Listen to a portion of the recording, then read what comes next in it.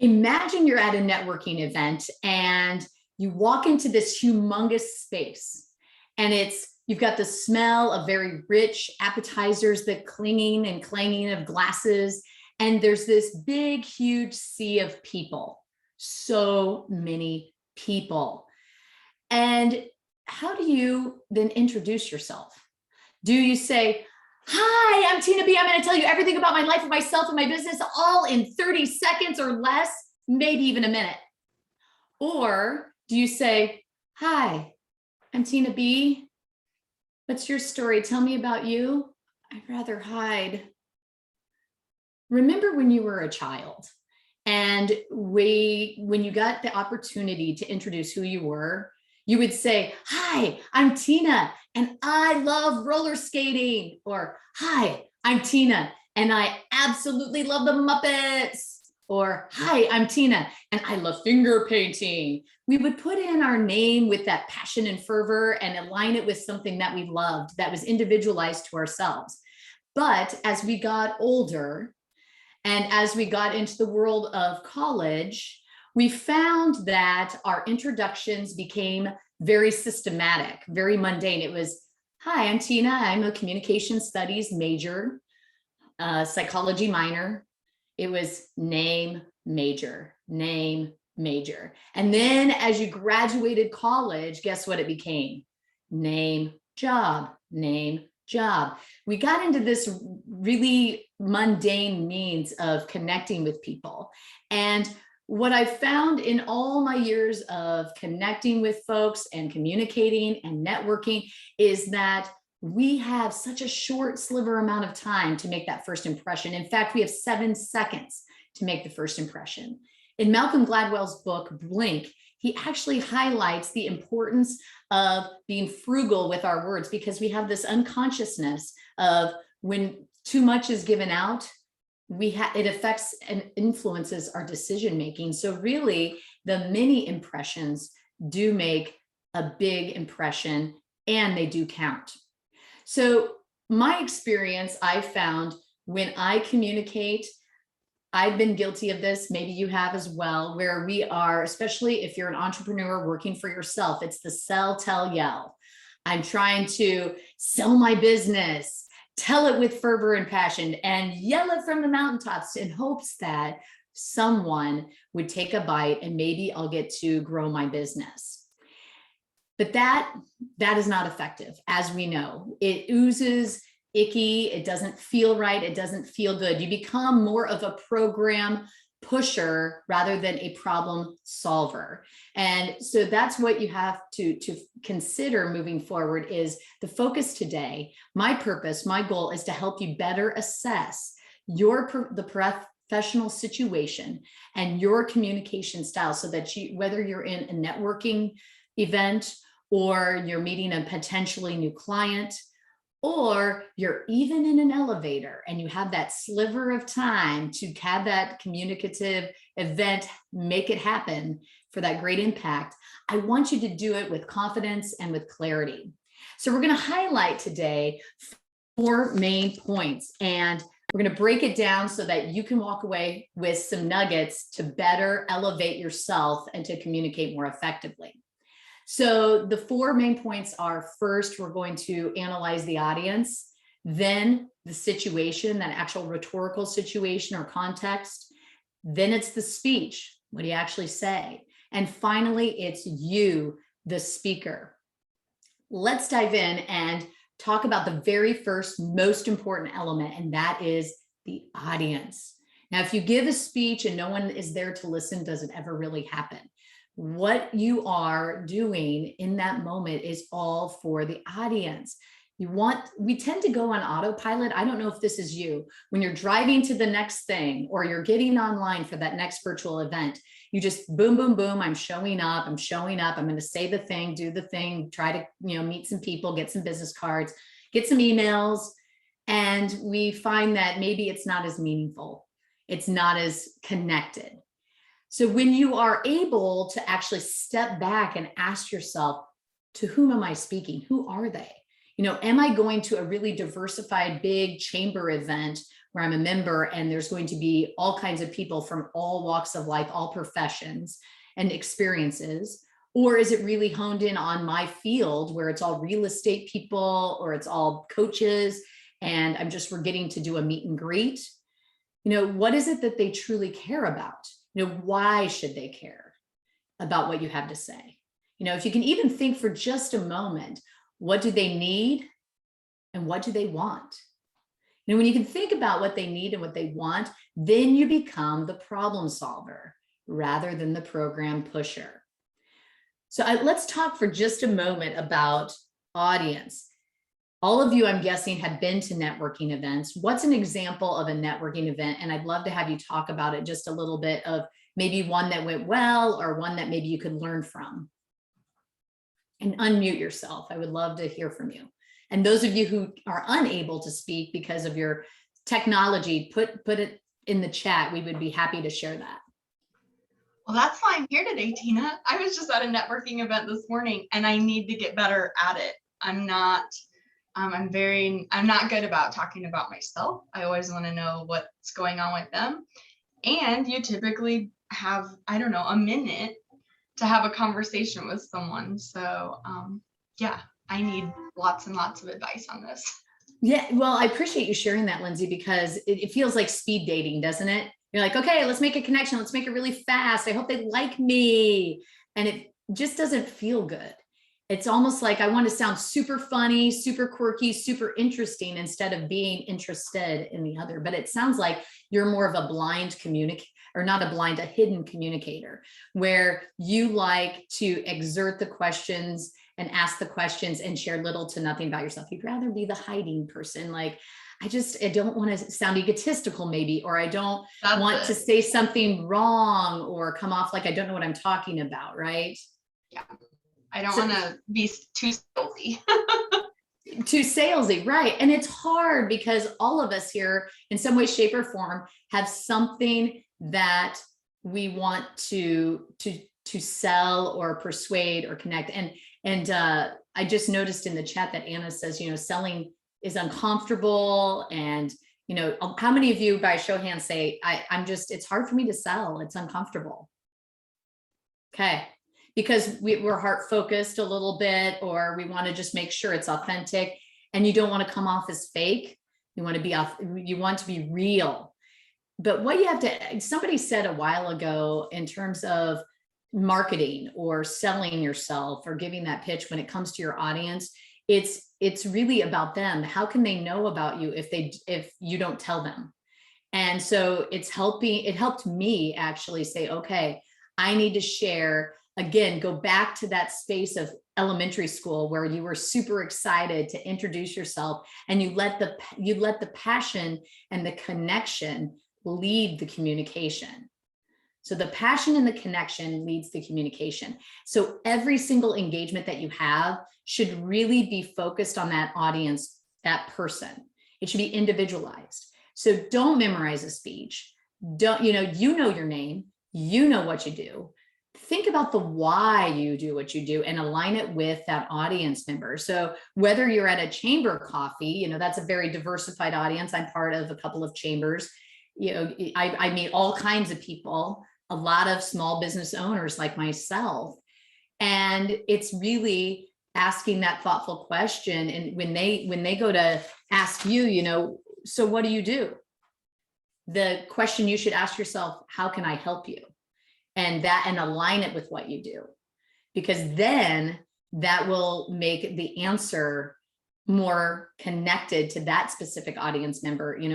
Whether they're in financial planning, or they're a healthcare professional, or they are, into any kind of field that is different than yours, you can find a way to, we as human beings, more than anything, the human beingness of us wants to be connected. And that's how we are different than animals in that regard, is that we crave it, we want it. And so when you are showing up with the intention that I want to connect with this person, and this has changed my energy that I show up to the experience, when I actually decide I'm making this intention that I'm going in and just connect with one person, or two people, however long the event is, right? Or whether it's virtual and do one breakout and just really listen and make that connection. And it softened the sell, tell, yell inside of me. And guess what? Things start to happen, because sales, in order to grow your business, you're going to have to sell. It's not an ucky thing if you come from the heart and say, hey, how can I help you with that pain point? If you're presenting, for example, at a leadership event or some event or workshop, like maybe you're asked to go to a school and educate them about whatever your content is, that's a very different experience of helping young people understand the content of your message. And so it's leading them to gain that confidence based on seeing your confidence. And whether you're meeting with internal within your team or external with new people, would you say that meeting externally and trying to grow your business is maybe a little bit higher stakes and a little bit more nerve-wracking? Absolutely. And so that's where it trips us up, when we start to go through all the things in our head. But if you play with this idea of I know my name, you won't forget your name, and I know my passion, I'm going to align it with the audience to which I speak. So that's the first of the 4 points, is audience. So really conduct that audience analysis and ask, how can I help you? When they ask, so what is it you do? How can I help you? That's the question you want to internalize within yourself. In addition to the audience, so any questions or thoughts about audience? I'm curious, if you've had a challenge in a certain circumstance, like what that specific challenge has been when you have found yourself in a networking situation or when you have an opportunity to introduce yourself. Yeah, I was going to say, Tina, so the work that I do is it's so deep, and it's not like I'm a plumber, right? People can understand that. So I'm a job reset coach, and there's a lot of explanation, and I can go a lot of different ways. So I tend to hyper shorten things, and then I think they don't understand really what I do. So it feels either really short or like I'm losing them in this explanation about everything that I do. Yeah. So in terms of, and that's where it's challenging, right? I love that you brought that up. In terms of a plumber, we know there's a pain point. I have a broken toilet. I'm going to pay you to fix that toilet. Well, you're a reset, coach. I want to reset you. It's an abstract concept in terms of how can I help you? I'm going to help you not work so hard. I'm going to help you have that mindset to be and fulfill the job that you want to fulfill.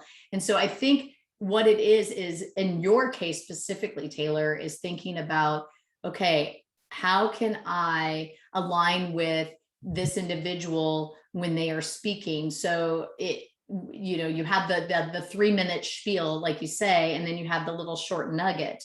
Do you have a story that shows versus tells?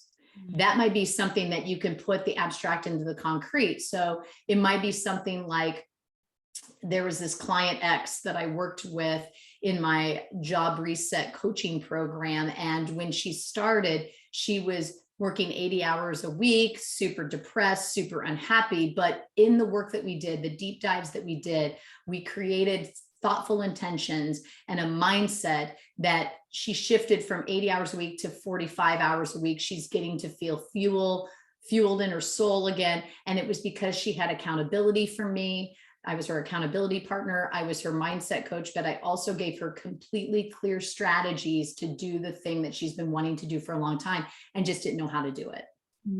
I love that. So think in terms of, what is a story that maybe I could share? Because again, it's really easy to spew off our resume and like, okay, I've been doing this, this, this, and this. I've done these workshops. I've done this amount of coaching. I've sold these amount of houses. I've helped these amount of people with their financial planning, et cetera, et cetera. But if you can hone in on a few of those nugget stories, they show versus tell, and they transport our head to our hearts. And that's what people love, and they will be memorable. So that's when you have that little bit longer period of time. But if you can picture that 1 or 2 clients or 3, like in the moment, and then their face comes up, then that energy will shine through in your passion, that then you will get the audience, that person, to ask more questions because they're super curious. If you pique their curiosity because of your passion, they're going to be like, wow, I want to hear more about Taylor. And then pretty soon it's like, oh, you wrote a book? Oh, I would love that. That's a great resource, those kinds of things. And maybe even ask them the question too, what's something you've been challenged with, after you give your spiel. So then you have that back and forth conversation. Great point though. Sometimes we're too terse, sometimes we're too verbose. It's kind of like the three bears. You want to be just right, right? You want that porridge to be just right. You want the seat to be just right. And that's where we get challenged. It is so much harder to say things that are meaningful in shorter amount of time. So let's dive into then the second, we'll go into the audience. After the audience, it's the situation. What does the context require? So ask yourself, where am I? Why am I there? What does the situation require? And what kind of people do I expect? And the last one, which is interesting in the 21st century, we're now asking ourselves, is it in person or virtual? And that's a different situation, right? In terms of the connections that you make. You have 20 some squares. How do you make that really engaging connection when you can't do the one-on-one, hand the business card, beautiful old fashioned way, right? So when we think of the rhetorical context or the situation, what are common in your world? What are some common situations you find yourself in where you have to introduce yourself or you have to share something about you to hopefully, connect with another person so that they ask more, or that there's a partnership there or a future communication?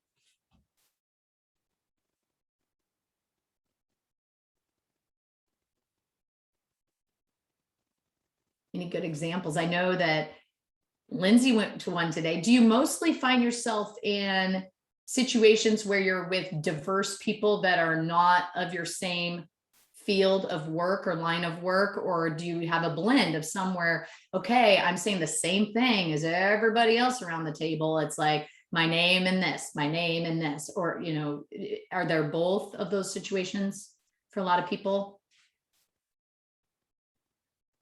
How might that be different in terms of, the asking yourself, where am I? Just even stepping back and reflecting on where am I going and what does this situation require? Obviously you want to wear that awesome name tag in terms of, I love, oh, Anna brought up a chief creative officer story. I love it. She can't share it, but I'm going to share it because she's unfortunately doesn't have the technology. But she and I met a few years back when I was a chief creative officer at a bank. And we were at this financial literacy conference. And what was really crazy is you had literally 30 seconds to introduce yourself to this really big, massive group. And so the bank had created this job for me and I created my own job title. I called myself Chief Creative Officer, and a bank just simply does not have that. And so the job title in and of itself was a hook, but being able to say, hey, I want to teach financial literacy using the arts to empower youth to understand where their money comes from using puppetry, storytelling, and theater was like, boom, did it. So it's I help them doing this in this way. And so what was really cool is Anna heard that. And then after that particular introduction, she came right up to me. She goes, I'm going to introduce myself. I'm Anna. I really want to meet you. I will drive to Malvern. And she's over 2 hours, 2.5 hours away. And we met for lunch and we've been friends ever since. And this was about 3 years ago. So I'm super lucky that was a moment in time. And we partner for Heart to Heart Radio, which is really awesome, where she reads my blogs, Clear Names, Iowa, which is almost 3 hours away. And it's been a beautiful partnership ever since. So that introduction can make a powerful change, but it's asking yourself, what does this situation require? So how would you say is a virtual experience different than an in-person experience? Any thoughts on that? Participation is a lot different. Yeah, talk to me about that. How so? Well, nobody wants to participate Correct. in virtual. You're like, wait for it, wait for it. I love it. And Anna brings up in the chat, you can't have conversations with multiple people. It's really awkward or weird. And, you know, I noticed this, the chamber that I've been a part of has done a pretty good job of doing the breakout rooms. So you do get those small, like little group conversations, but it's very different because if you find yourself in a conversation or a group and you're like, okay, this was great, I'd like to move on. You can't really move on. You kind of stay in the group, you have the conversation. So the physical movement of getting to see the whole space, kind of the lay of the land is different. And like you say, the participation is sometimes painful because there's all these squares and how do I connect? So what I would recommend for those situations when you are finding yourself in a virtual connection, whether it's networking or it's a meet and greet, or it's within your own realm of same type of field or industry, is set the intention that you're going to be engaged. Have the power outfit on, have the power stance, have that excitement, like really get yourself jazzed and pumped and say, I'm choosing to be seen, I'm choosing to connect. And guess what? That energy will come through. And I always have a cue, like my lipstick is my cue. I put it on, I say, I'm ready. So whatever that is for you, it could be a fun bracelet, it could be a fun purple necklace or color, but have something that makes you pop so that you are ready in that virtual space to say, I am ready to be seen, I want to connect. And that will sort of lend itself to being that differentiator where you're bringing the energy out and you're choosing to say, I'm putting forth the energy. What goes out will come back like a boomerang, right? Any thoughts or questions about the situation before we dive into the third of our 3 points to really craft that elevator speech? I was just going to add to what you were saying, Tina. I think, when I heard you, it's almost like beyond the persona of whether it's the lipstick, a bracelet, whatever it is. Sometimes when people are interviewing for a job, they're like, oh, I hope they like me. I hope I meet their expectations. But I see it as a two-way street. So if we go into a situation with, well, do we connect? And I'm just going to be me and see if there is that organic connection. It kind of reframes it before you show up, and it kind of changes how you present yourself. Totally love it. Yeah, because it's all in the framing. If you had a stressful morning where you spilled the coffee, you got a traffic ticket, all these things. We've had those mornings where it starts out not so great and you get to the event and you just go on autopilot and you just rush in. Take that beat and that breath and say, okay, focus, and say, I'm going to be calm and I'm going to connect, or whatever that intention is, because then you are going to bring out that energy. And then those types of people will come to you and you will make those connections.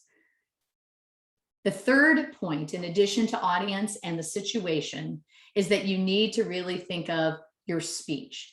Obviously, the content of your message. And I want to highlight some M's that I want you to think about.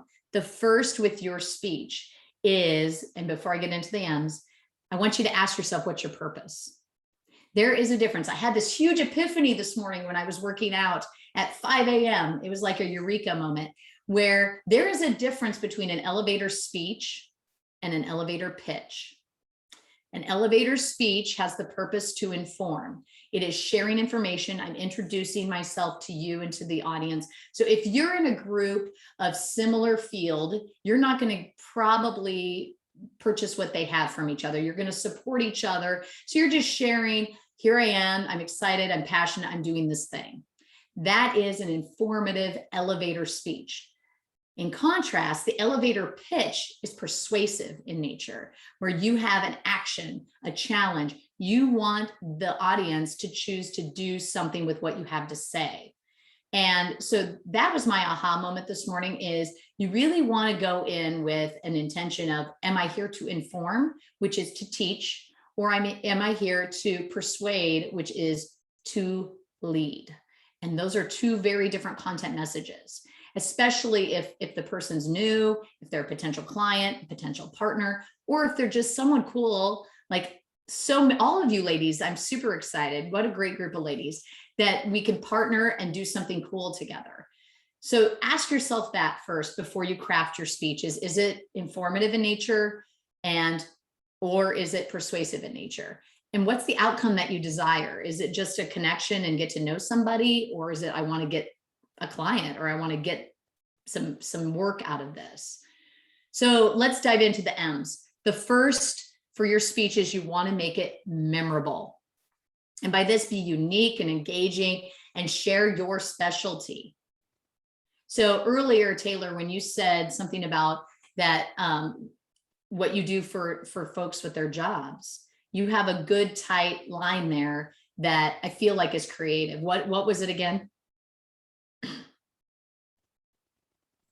The line I say, so I Yeah. would say, I'm a job reset coach and I help people find happy in their jobs now. Okay, so I love the job reset coach. Like, whoop, reboot, reset. To me, that gives a visual picture. I do that with my computer when it's acting up, and we as human beings need reset every now and again. So I love that you use that word reset. To me, that is more memorable than just saying I'm a job coach or I'm a business coach. So you have given yourself a sort of a niche or a specific adjective to say, here's what I do that's maybe a little bit different, and capitalizing on that. So it's thinking, when I came up with my tagline, I protect audiences from boring speeches. That's been my quick, fast tagline, bumper sticker to tell people, we know what a speech is. We know what boring feels like. Nobody likes boring. And protecting from that is the action that I like to do is I help individuals, professionals craft those keynotes, craft those TEDx's, or craft that workshop that really can empower people and help influence them to understand the concepts which you are trying to share, or just getting people more confident within themselves. So make it memorable. So what challenges have you faced when you think about your own elevator speech about being memorable? Because it is not easy.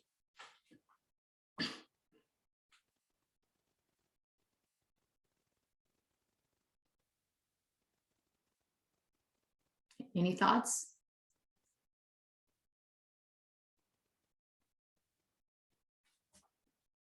I found for me that what I found challenging is there are a lot of coaches out there, and setting myself apart is challenging. And so what is that? How do I share that? So it's making your speech memorable. The second is you want to make your speech meaningful. And that means that you obviously know your name, but what's your why? What is it that you do what you do, and how do you do what you do? And if you think about the challenge of content, I've worked with clients that have struggled maybe with their job title, where they maybe even just saying it, they don't believe in it. I've had healthcare professionals, it's like, I don't know that I embody this, or I don't believe it. Or if it's new to them, or if it just doesn't feel good, then that comes out. But when you are aligned with your authentic speaker style and your authentic self, you are able to share what is meaningful in that.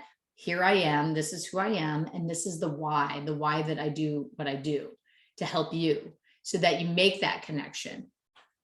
When we think about meaningful, it's really, that's where it's finding the simplistic language that you make. In the case of those of you that do coaching, the abstract needs to be concrete. What is the output? What is the thing that this individual will get out of your program to up level, hit that pain point, whatever that is? And how are you, what's your differentiation in comparison to maybe other life coaches, other leadership coaches, other whatever it is? And it is that you need to believe that I am this person, and I'm not like everybody else, and that's okay. And what they are buying when they go into your idea, they're wanting the idea, but they're also really wanting you. And if you align with who you are and are able to communicate that in a way that's authentic, then it's that relatability factor that you're really building relationships and continuing that relationship. And then the program that you offer, or the service that you offer, or the whatever it is that you do for your work, if you're trying to grow that business, that you offer actually helps that individual.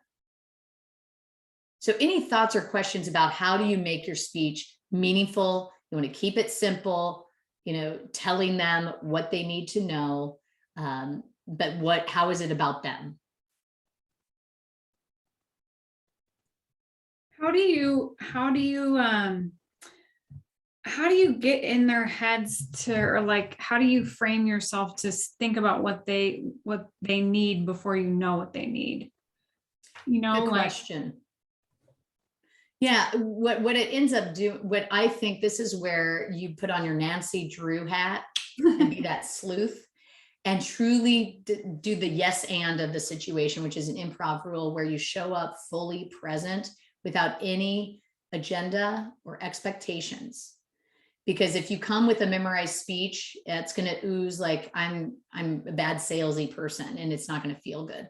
So if you can ask them to share what is a pain point that they have had or a challenge that they have felt recently with their job, and just really listen, because everybody's answer is different. And then tailor your message to align with them. It's really tapping into sharing the challenge, what they have as a challenge, and that you're the solution to that challenge. So if you actively listen and give them that engaging eye contact, and people truly, even those of you have said, hey, I'm a hidden communicator and I certainly, don't want to be seen. I don't want to speak. I'd much rather ask questions. At the end of the day, we do like to talk about ourselves in terms of having someone truly choose to listen to us. So if you show that you're that person, then it becomes a conversation that's more than 3 minutes. It becomes a thoughtful conversation.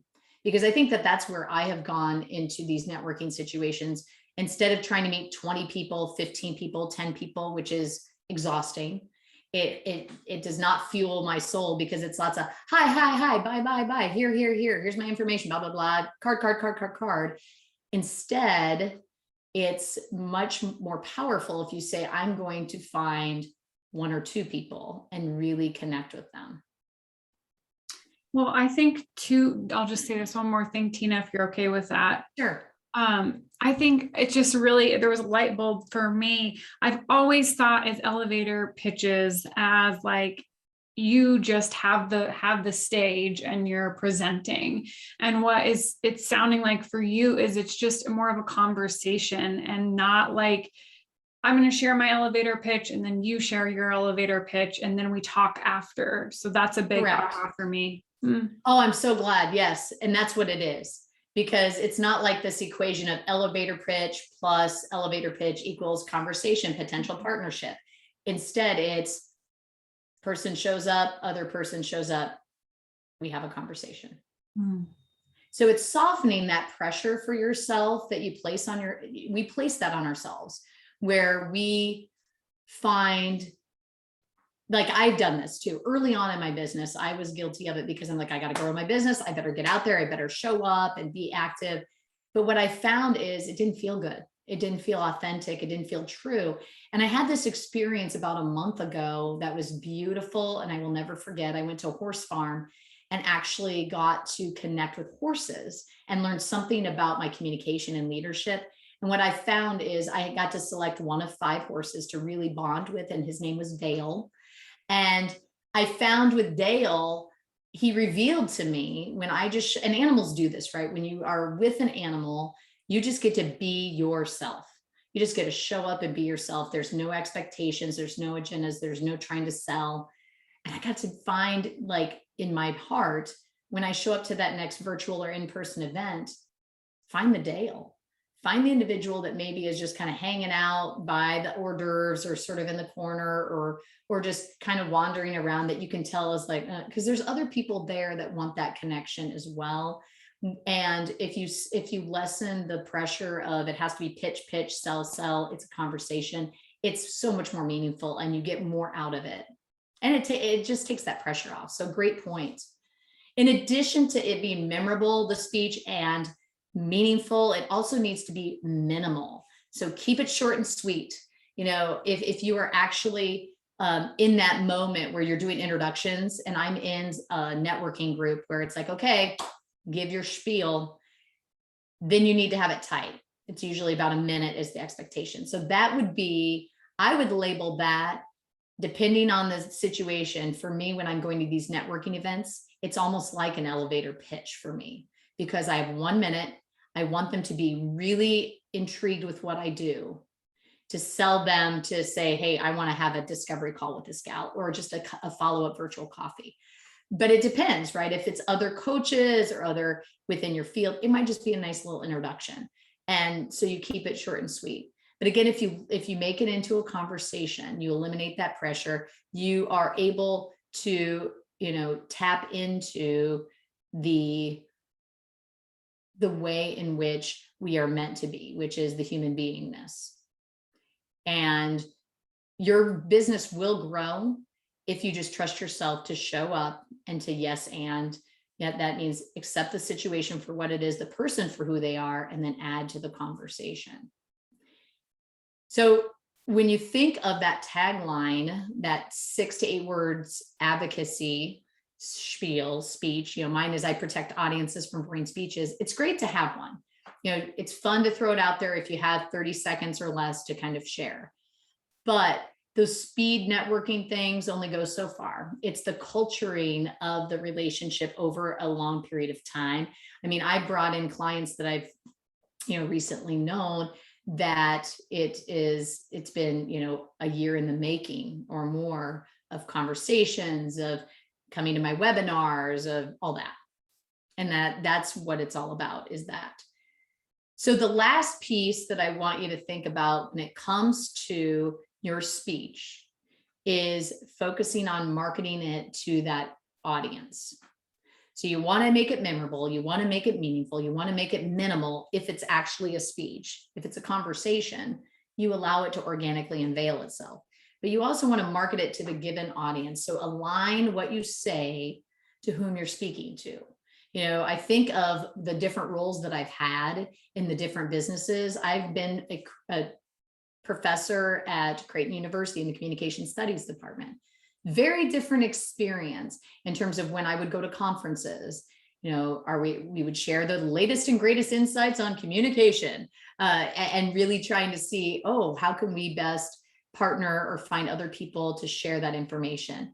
And very different experience than when I transitioned into a nonprofit, where I was trying to, in that time, promote the arts and local foods for 8 counties in Southwest Iowa. Persuasive all the time, doing outreach and trying to tap into potential funders for our programs and our tours for artists, etc. And then from there, it was as a chief creative officer at a bank. And it was, how can I share the story of the town and the bank in a meaningful way so that it draws people in to support this community bank? At the end of the day, all of that was noting, whom was I talking to? Was it a school saying, hey, I'm from the bank and I would love to do a financial literacy program. You know, I will make lives easier for the teacher. And this is how, because I'm a certified educator, and go through that. That's a very different conversation than if I'm speaking to the bank itself, trying to support our art tour and be a sponsor for it. You know, what's in it for them? You'll get your logo, you'll be known as a Artie Bank and support us. So it's really, that's persuasive in nature, and that's marketing, and that's being aware of the audience. So it's, first of all, noting what is the conversation or communication. Is it just a conversation in terms of it's two-way, which to me, that's the ideal. That's what you want, the two-way communication. That's where things that are amazing that happen. Or is it one-sided? I'm sending a message, I'm informing you, I'm giving my elevator speech, you know, in just a moment here with other people around. Or is it my pitch? I have a short amount of time and I really want an action. I want to tell you, here I am, here's my connection, here's my ask, and I'm going to close this deal. Questions on the speech itself? Any thoughts or questions on that? Yes. So Lindsay had to leave early, but she left a couple of questions in the chat. One of them is, she said she was curious for tips and tricks on how she can form a 2 to 3 sentence introduction to tell people what she does and how she can help them. Yes. So tips and tricks. I think the first thing is, first of all, obviously starting general and broad and practicing this as, you know your name and you state your passion. So if you allow that, passion and connection with the audience to lead the conversation and communication, then that's going to be the best. If you could also fill in the blanks of, how you help a certain person, that audience, what is the help that you provide for the pain point that they have? That is good. Ultimately, when we think about our actual spiel, when it's, supposed to be only 2 sentences, if you can think of my name and fill in the, the organization and the why, that's really what you want that to say. For example, I'm Tina B, Chief Communicator of a public speaking and storytelling coaching company. I protect audiences from boring speeches. And I've learned that professionals and organizations really struggle to craft content and dread delivering their presentations. I'm here to help. So that's a longer spiel, right? It's about 3 or 4 sentences, but it's giving that nugget of name and my passion and what I can do for the given person. Any other questions or thoughts? If nobody has any other ones, the other question she had left there was, what are good questions to ask others when networking? Yes, when networking. I love that. Well, I think the biggest questions that you can think about asking are, first of all, just start broad and big. What do you do? That's the first start, because that's a springboard. It's like, get out there and just get some information. And then you can build from there into what inspired you to do that. Because now it's getting to their why, and they're getting more, you are showing interest in what they're doing. And then, why do you like what you do? And how did you get there? If you build on those questions of first in general, what do you do? Then how did you, then get to the why that you do it, the passion, the inspiration, what is it specifically you like, and how did you get there? Like, you're asking for their journey professionally. And to me, that's really looking at the whole person, where you're able to relate and you're asking for their story, but you're giving them guidance. Because I have found, when I've asked, well, what's your story? And I have said that quite a bit. People are, what? Where do I go with that? It's very broad prompt. And it's like, well, do you want my story from childhood? Do you want my professional story? But I feel like those guided questions really help the individual answer them in a pointed way. And it shows that you are building on that interest. All right, so the very last point before we open up for questions, I want to make sure we hit is, after the audience, we have the situation in terms of context that you have to analyze. We have the speech. It's you, the speaker. This is especially important, where all of you are different. You are uniquely you have different temperaments, different experiences, different character. And so you want to set into that positive intention for each communicative event, but be you and be true. And you want to dress the part, look the part, feel the part, but have that mindset of, what do you want to get out of it? How can you best connect with the person? And if you show up as you, it's going to be a much better conversation, a much more connected conversation. And I found, if I breathe and maybe do just a quick 1 or 2 minutes breath and just say in my mind, boom, this is what I want to have happen. I'm setting that intention of A, being calm, or B, make connection, C, have fun, whatever that is. Just have a verb and a thing, that you want to do to set that intention and show up as you, because it's very easy, again, to not have that mindset and to not be that person. So I found, for my company, I'm passionate about, being the enthusiastic, kind, creative that I am. And that's where I have purchased about 5 or 6 purple, really vibrant outfits, because I'm like, I'm wearing purple whenever I can. That's me. That is me showing up in my spiritual pop of color, excitement, and it sets me ready to do what I want to do and connect as me. And so I'm not wearing the same old outfit that is uniform. It's what has defined me to get ready and to be fully present and to choose that connection. So I want to ask you, how are you going to be that speaker that shares that speech in that given situation for the given audience that is going to be authentic?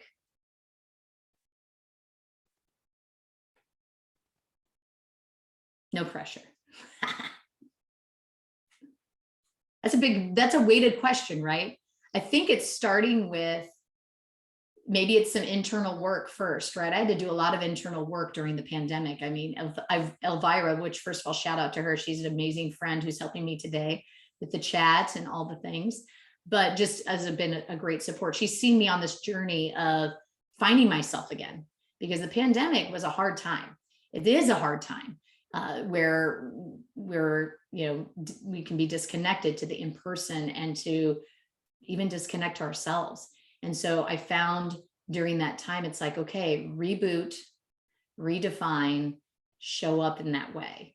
And that's what I want as you do that work, when you analyze that audience and you're aware of the situation, and then you just show up and have that conversation as you, it will take the pressure off and it will feel good.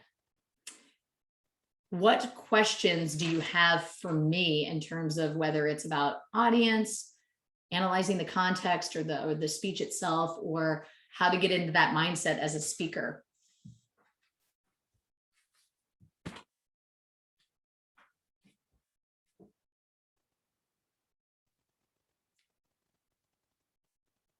Had some good questions. Thank you, Anna. Very helpful and great stuff. I appreciate that. Well, I think the biggest thing is, especially those of us, I mean, if you work in nonprofit or you work for yourself and you have this big heart and you really want to help people, if you lead with the helping, and then the persuasive, that to me is a huge persuasive tool in and of itself, because people will feel that and they will connect to that, as opposed to, I got to make the sale, I got to make this amount of money every month, ba to pay my bills. People feel that.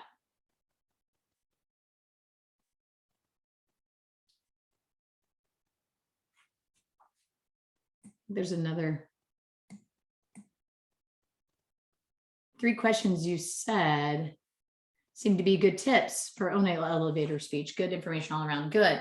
So yeah, those questions to ask other people can be great for you to ask yourself. You know, where do you work? What would inspire you to work there? You know, and what do you like about it? How did you get there? You know, those kinds of core questions are absolutely good, valuable for you to ask yourself, because then if you're able to pinpoint that inspiration, then you're able to share that in a meaningful way, and people find that good and interesting. And to me, storytelling is a beautiful tool. If you struggled through something, depending on where you're at in the conversation, again, this is when you're able to get down the road and you've talked with the individual for a little bit. But if you can share a struggle and how you work through it, people love to hear a good story and how you work through something. Or if it's a testimonial of a client that struggled and you help them get through it, the how is a beautiful show versus tell, as I noted earlier when we were talking with Taylor. Well, are there any other last thoughts or questions?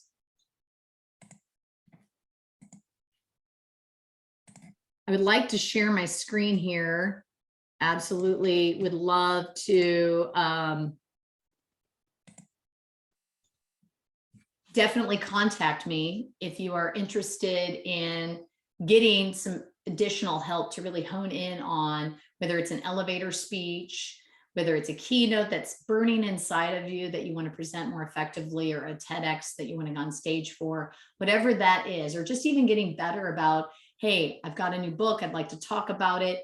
Email me at tinaB@tinabakehouse.com. Check out my website for more insights.